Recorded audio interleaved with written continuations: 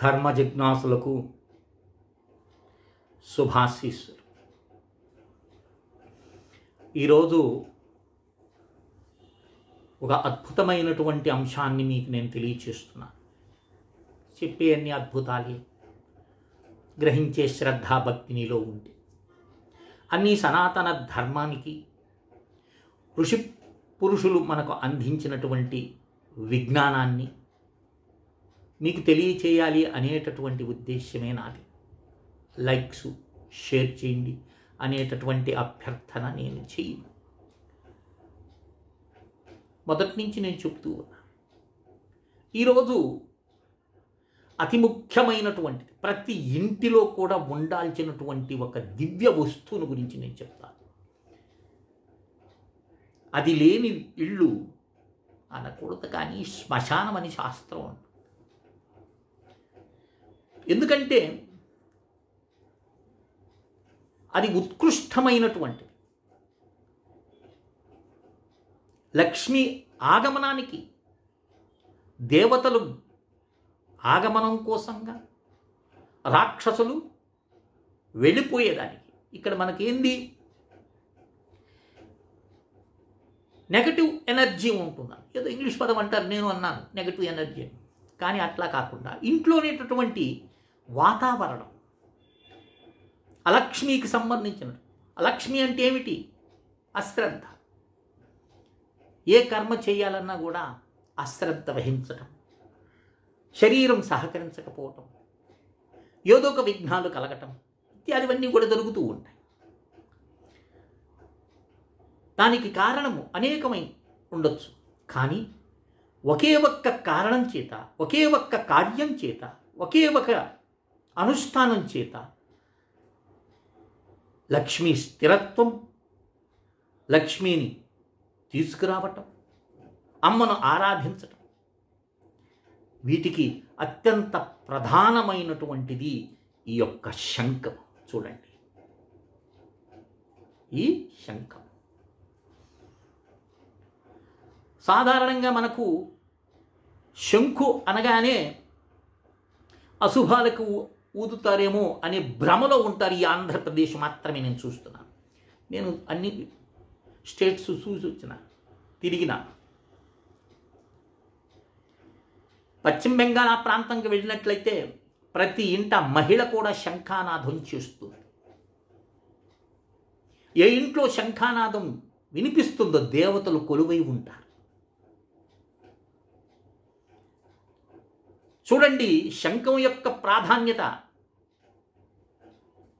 మొన్న మనం కరోనాతో బాగా బాధలు పడ్డాం. అప్పుడు వాళ్ళు ఏం చేశారు, బుడగలు ఇచ్చారు ఊదుకోమని. హార్ట్ పేషెంట్ ఉన్నాడు, వాడికి ఒక విచిత్రమైనటువంటి ఒక యంత్రాన్ని అంటిస్తారు. దాంట్లో బాల్స్ ఉంటాయి, ఊదుతుంటారు, పైకి ఎగురుతుంటాయి. అంటే ఏమిటి, లంగ్స్ కెపాసిటీ పెరిగేదని. శంఖానాదంతో లంగ్స్, గుండె, శరీర అవయవాలన్నీ కూడా శుద్ధి అవటంతో పాటు ఈ శంఖానాదం ఎంత దూరం అయితే వెళుతుందో అంత దూరం కూడా పర్యావరణం అంతా కూడా శుద్ధమవుతుంది. ఎందుకని, ఇక్కడ చూడండి శంఖానికి ఇక్కడ రౌండ్లు ఉన్నాయి చూడండి. అంటే నువ్వు ఊదినటువంటి గాలి అది సర్కిల్ అవుతూ బయటకు వస్తుంది, సర్కిల్ అవుతుంది. చూడండి, మీకు గన్ను, రైఫుల్ అని. రైఫుల్ అనేటటువంటిది దాంట్లో బుల్లెట్ ఏమవుతుంది, తిరుగుతుంది, తిరుగుతూ బయటకు వస్తుంది, రివాల్వ్ అవుతుంది. అదే గన్ను నేరుగా వచ్చి తగులుతుంది, కానీ రైఫిల్ దెబ్బ ఎక్కువగా ఉంటుంది. అంటే మనం ఊదినటువంటి ఈ గాలి ఎట్టను, గాలి లేదు, ఊరికే ఊదేమంతే, కానీ అద్భుతమైన సౌండ్ రాలేదు.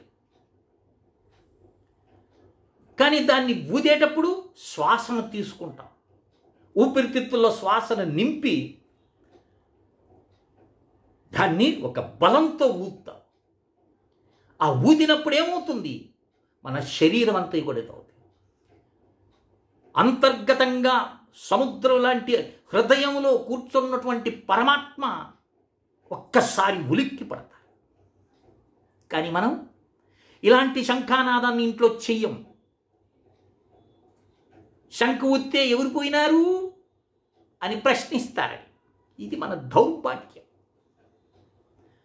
కనుక ఎక్కడ శంఖానాదం వినిపిస్తుందో అక్కడ సమస్త దేవతలు ఉంటారు. శుభానికి వాడతారండి శంఖాన్ని. చూడండి, మనము మహాభారతం మీరు కానీ చదివినట్లయితే యుద్ధ సమయంలో ఎవరెవరు ఏ ఏ శంఖానాదాలు చేసినా మనకు భగవద్గీత ప్రథమాధ్యాయంలో కూడా ఉంటుంది. కనుక ఈరోజు నేను చెప్తున్నాను, ప్రతి ఇంట్లో చూడు, కాశీకి వెళతారు, రామేశ్వరానికి వెళతారు, చక్కగా ఒక శంఖాన్ని తెచ్చుకొని ఇంట్లో పెట్టుకుంటారు పూజించమని. పూజించటం మంచిదే, కానీ ఉదయము సాయంత్రము ఉభయ సంధ్యల్లో ఈ నాదాన్ని వినిపించాలి. ఆ ఇంట్లో ఆ శంఖానాదం వింటే కులదేవత, గ్రహదేవతలు, అలాగే వాస్తు దేవతలు, సమస్త దేవతలు కూడా పులకించిపోతారు, సంతోషిస్తారు, శుభ ఫలితాలు ఇస్తారు.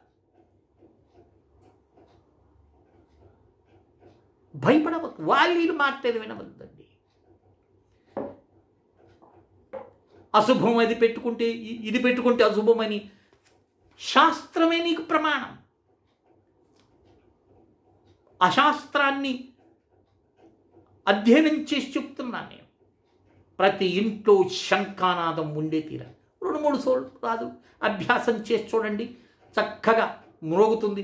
ఇక్కడ ఇంకొక విషయం తెలుసా సుమా, శంఖము తనకై తను మ్రోగదు, నువ్వు మ్రోగిస్తే ఉండదు, నీ శబ్దమే ప్రతిధ్వనిస్తుంది. ఇప్పుడు చూడండి, ఏమీ రాలా, అదే దీన్ని ఊదే పద్ధతిని నేర్చుకోండి. గాలిని వదిలేటప్పుడు పెదవులు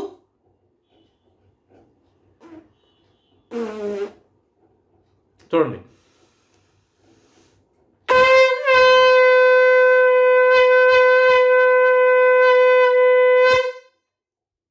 ఎలా వచ్చింది అంటే పెదవులు మూతబడి ఊదినప్పుడు వచ్చేటటువంటి నాదని.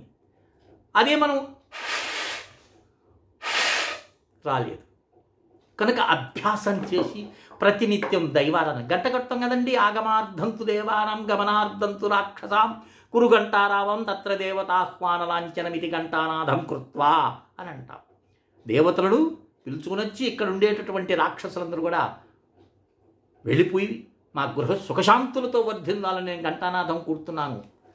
ఆ విధంగానే ఈ శంఖానాదాన్ని మనం చెయ్యాలి. దీనికి శంఖం చంద్రార్క దైవం మధ్యే వరుణ దైవతం పృష్ఠే ప్రజాపతి విద్యాత్ అగ్రే గంగా సరస్వతి. ఈ శంఖంలో చంద్రుడు, సూర్యుడు, వరుణుడు, ప్రజాపతి, గంగా, సరస్వతి కొలువై ఉంటారండి. ఇది సముద్ర గర్భంలో నుంచి ఆవిర్భవించినటువంటి అట్టి శంఖాన్ని పూరించి నమస్కరించినామనుకోండి, స్థిరలక్ష్మి ఉంటుంది ఇంట్లో. నువ్వు చేసేటటువంటి లక్ష్మీ సంబంధమైనటువంటి ఏ పూజ అయినా సరే అది ఫలితం ఇచ్చే తీరుతుంది. త్వం పురసాగరోత్పన్నఘం విష్ణునా విద్రుత కరే త్వం పురస్సాగరోత్పన్న. పూర్వం నువ్వు సాగరంలో ఉద్భవించినటువంటి ఓ శంఖమా, విష్ణువుని యొక్క చేతికి చేరినావు.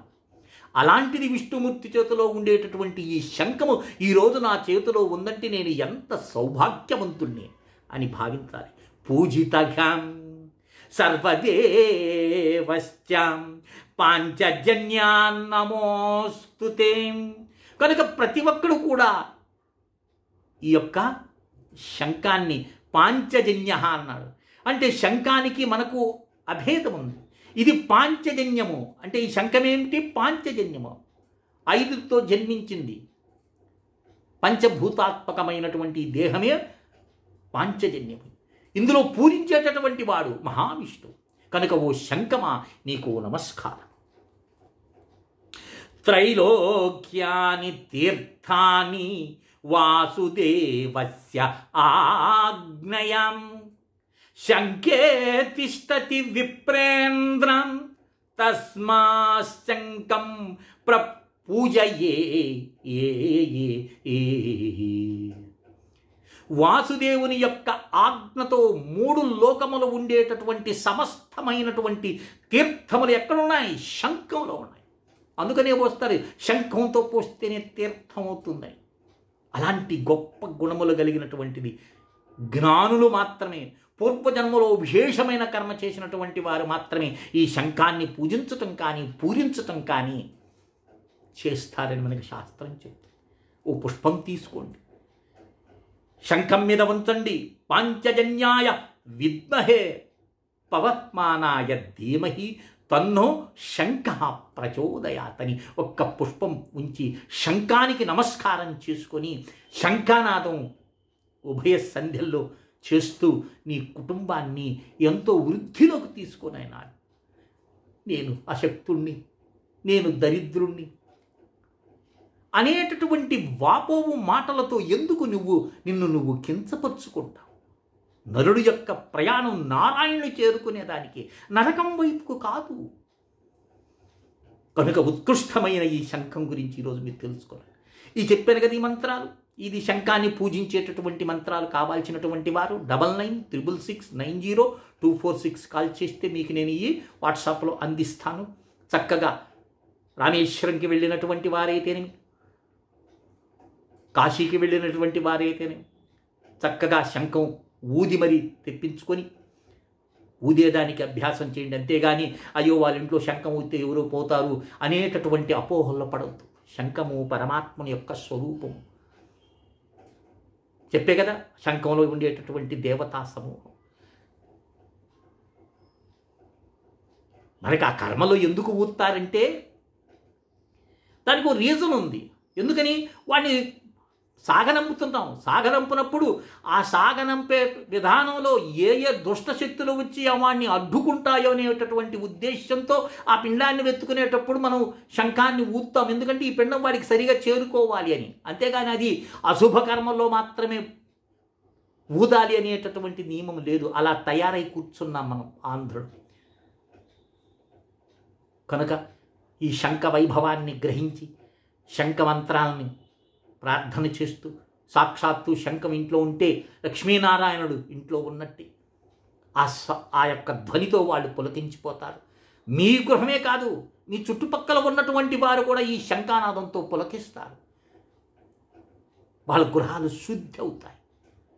నానాటికి శబ్ద కాలుష్యం పెరుగుతూ ఉంది. చిత్ర విచిత్రమైన శబ్దాలతో విశ్వం నిండిపోయి ఉంది. అలాంటి శబ్దాన్ని కాలుష్యం నుండి, శబ్ద కాలుష్యం నుండి రక్షించే బాధ్యత నీది కాదా? ప్రకృతిని రక్షించలేవా? చూశారు కదా ఎంత విపత్తులు జరుగుతున్నాయో. నోటికొచ్చిన పంట పోతుంది. కారణం మనం చేసినటువంటి కర్మలు. కనుక ఈ విషయాన్ని గ్రహించి అందరూ కూడా శంఖాలు తీసుకొచ్చుకొని వాటిని పూరించి అభ్యాసం చేసి 2 రోజులు అభ్యాసం చేస్తే వస్తుంది. దాన్ని చక్కగా ఇంట్లో శంఖానాదం చేసుకుంటూ శంఖాన్ని పూజించుకుంటూ తరిస్తారని ఆశిస్తూ శ్రీ విద్యోపాసకులు శ్రీ మండే లక్ష్మీ నరసింహారావు లోకా సమస్తా సుఖినో భవంతు. ఓం తత్సత్, ఓం తత్సత్, ఓం తత్సత్.